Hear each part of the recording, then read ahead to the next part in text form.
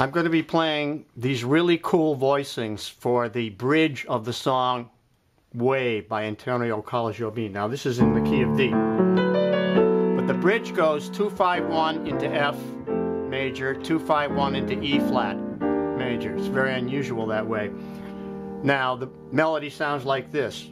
2-5-1 into F major. 2-5-1 into E flat major. Now here's the voicings.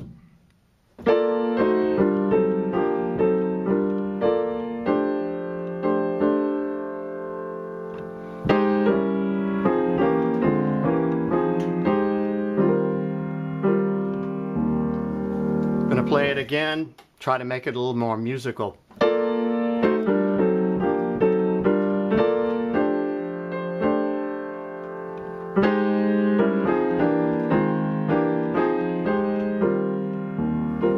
What was I doing now? I was harmonizing the melody with chords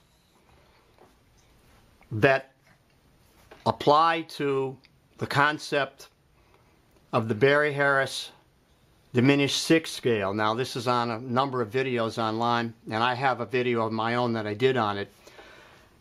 But I want to show you how I applied it to this song, and that's what's important. The fact that you see the application. Just to have a scale or a bunch of theory ideas isn't going to help you that much unless you can apply it and use it in a practical way. Now let's look at that melody and analyze just the melody related to the chord. Now you have G minor 7 and the melody goes, that's 2-5-1, G minor 7, C7, F major 7 or F6. So that's what's going on there in the melody. Is you have chord tone, passing tone, right? Doesn't fit the chord. Chord tone, passing tone, doesn't fit the chord. Chord tone, passing tone, chord tone, chord tone, chord tone. So those passing tones now are where you use a different chord. And really what it is if you break it down, it's the 5 of whatever chord you're playing. So G minor 7, its 5 would be D7. So it'll be like this. But that's not good. That doesn't sound good. So what we do is we put the diminished chord in there, which is really a D7 with a flat 9 in it. So that's the key to the whole thing, is that you see that a dominant 7th with a flat 9 really has a diminished sound to it, or diminished form to it. So you don't really need to know what the root is. You just need to have the notes that are important to the chord. So that's the 3rd, the 5th, the 7th, and the flat 9. If I invert it, there's the 5th, the 7th, the flat 9, the 3rd, and so on and so on. So I could keep inverting that, and it's just a D7 flat 9, or whatever diminished you want to call it. A diminished there, F sharp diminished. This is all, they all fit together in this phenomenal symmetrical pattern. So like you have this, so you can have this now, like that. So now I harmonized it like this. I did a drop too. So first of all, let's understand it just in terms of a chord in the right hand. So it is this. Now I'm going to use, I can use that one. That's a minor 9, or that's the 6, G minor 6. There's your diminished chord. Here's your minor 6. Here's your diminished chord. And then there's your minor 6 chord, diminished chord, minor 6. And then this one, minor 6, there. So now, if I did it like,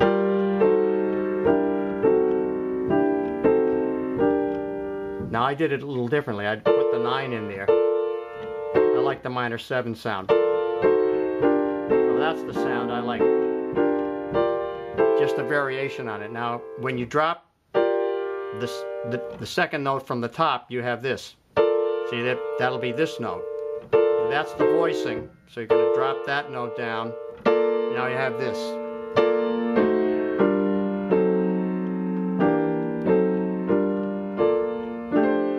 It's very specific, but once you get the idea of this and put it into your ears, it's going to create a lot of fascinating harmonic concepts that you're going to understand, and they are advanced, but this is what you want to do. You want to advance your ear. You want to develop your ear to hear this sort of thing and be able to apply it in a practical way.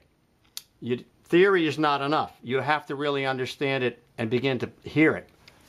Now the next part, I just apply the same melody to a whole step lower, which is 2-5-1 into E flat. So now it goes like this. So it's based on an F minor, you know, and so the 5 would be the C7 flat 9. So you have this.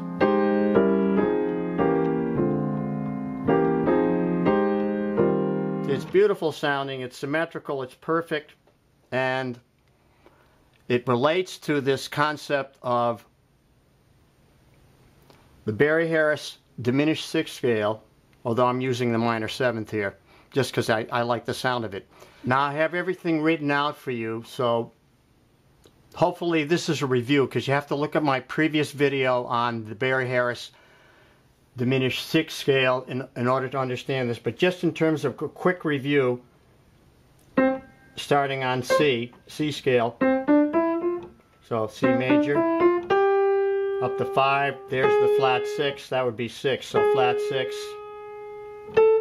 So now you have an 8-note scale, right? 1, 2, 3, 4, 5, 6, 7, 8. Right, so now you have, if I harmonize it, let's say I'll go like this. I'm going to harmonize it in 6 now. You can only use notes that are in that scale. There's your minor, there's your relative minor, right? Now here's where you have to go. So you have to get that diminished scale in there, so that diminished chord based on the A flat, then to the 6, and then there's your diminished chord.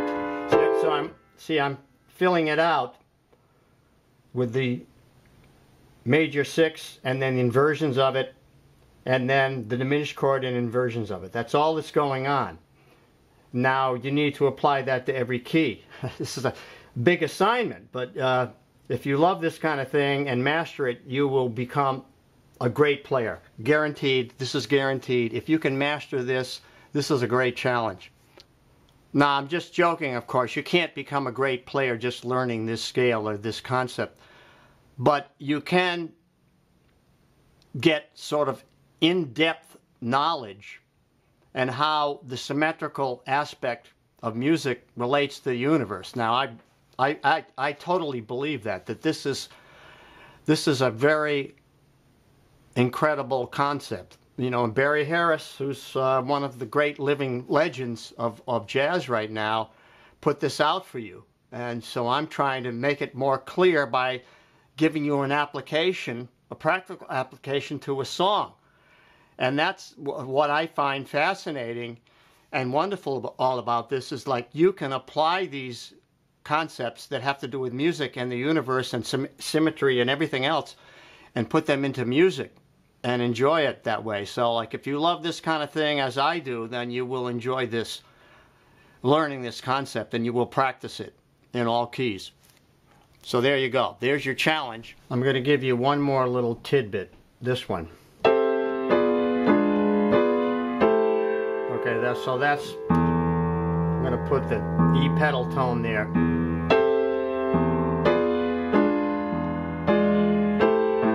Resolving to A. So the A minor. So you have a A minor, E7, flat 9, E7, flat 9 inverted, and then resolving to A minor. So you have a little melodic line that is harmonized with that scale. Now you can do that, you can learn that in every key, and it's very hip sounding. Like,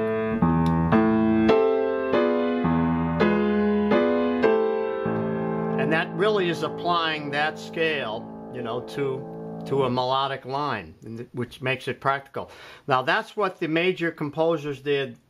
Tin Pan Alley, Great American Songbook, classical composers and great arrangers, they've applied these concepts to their arranging and how they write music.